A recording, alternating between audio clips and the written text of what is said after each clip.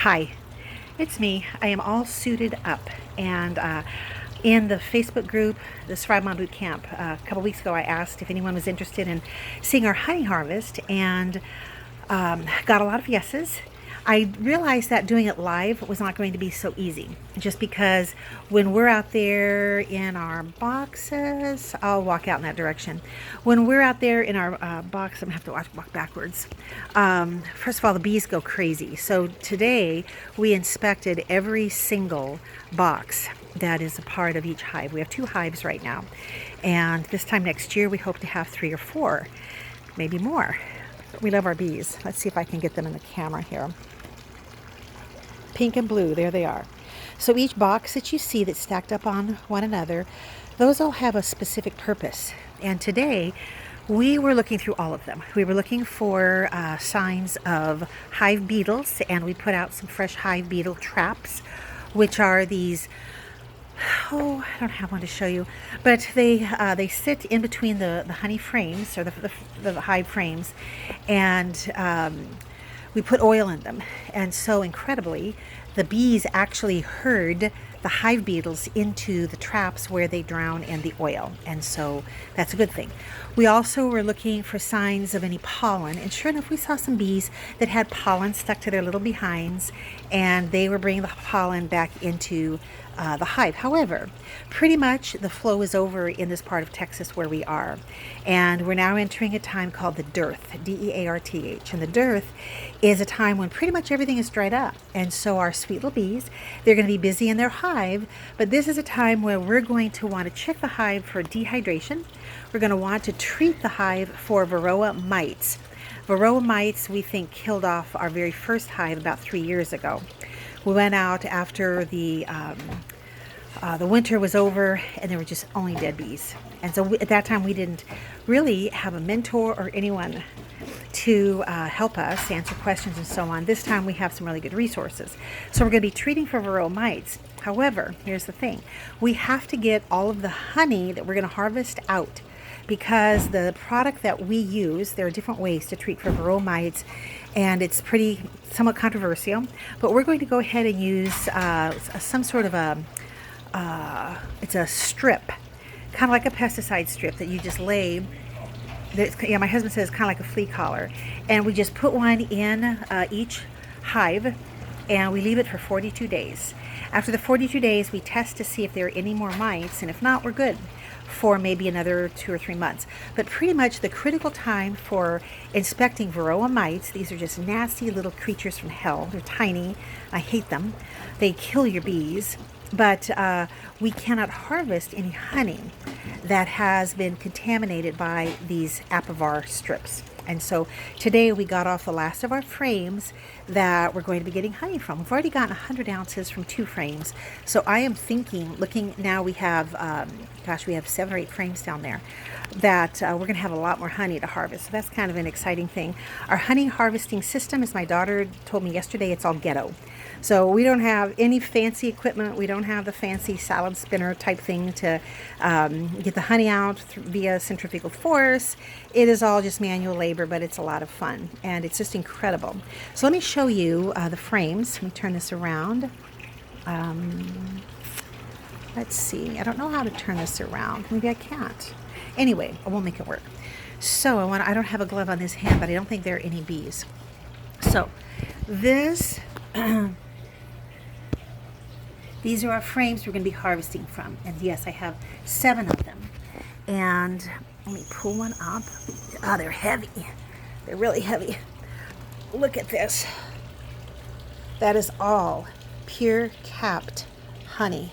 Isn't that incredible? So we're going to be taking a special tool that is going to uncap each cell. It's going to get through the wax, and it's going to uncap each cell and allow the honey to flow out into a sort of like a super ultra fine mesh sieve. And that is going to make sure that wax or any little particles of any kind don't get into our finished honey. Let me see if I can do this again. There.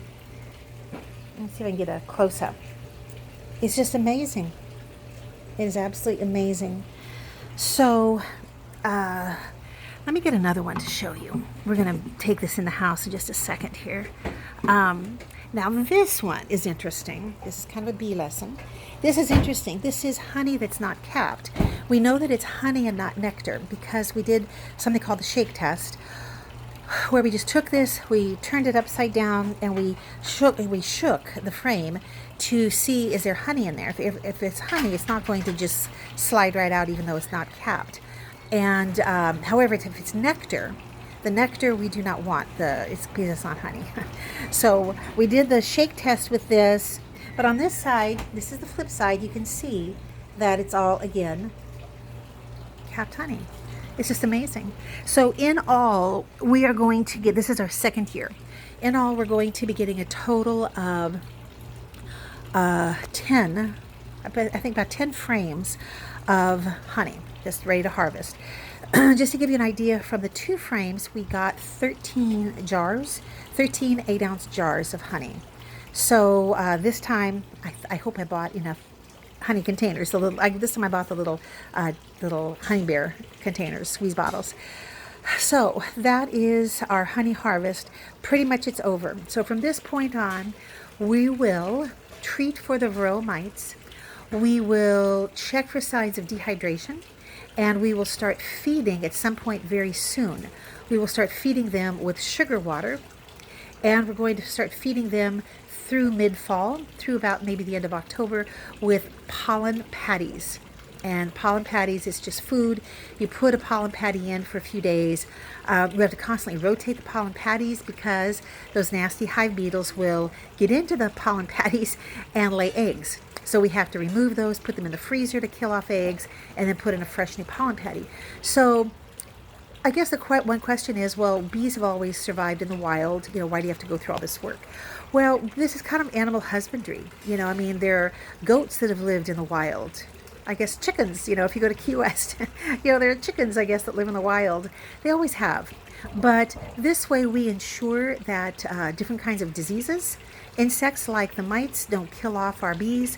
We know what to do to keep them healthy. We inspect the hives and the boxes, at different times during the year. During the winter, we'll go out maybe just once a month just to check to see how, make sure everyone is still alive in there. And one more thing I was going to show you. I don't have to really show you. Well, maybe I will. To get into the hives, we use something called a smoker. And the smoker, let me go around this side. The smoker is, let me see, let me turn around. Okay, this is a smoker. I'm sweating and it's running into my nose. But this is a smoker. And so when we get out there, my husband and I, we do this kind of together as a team. And usually I'm the one who mans the smoker. And so I will smoke the entrance to the hive, and I will smoke the bottom. We have kind of a mesh bottom to allow air circulation. That's another reason that we like to take care of our bees, is because they can become overheated. We also like to make sure that things don't develop with a hive that would cause them to swarm or abscond.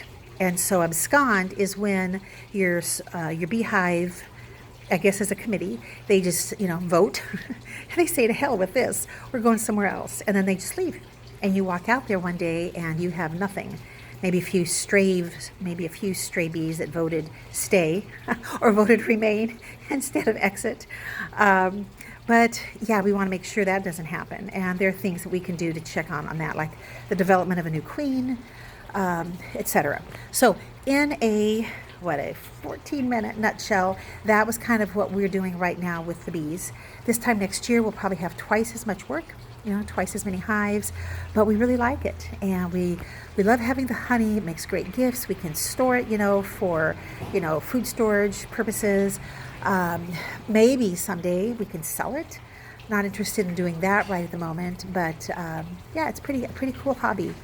If you have questions, just ask them below. And if you're a member of Survival Mom Sisterhood, we have a tutorial in the mini masterclass library of getting started with beekeeping. So that's all for now. Bye, everybody.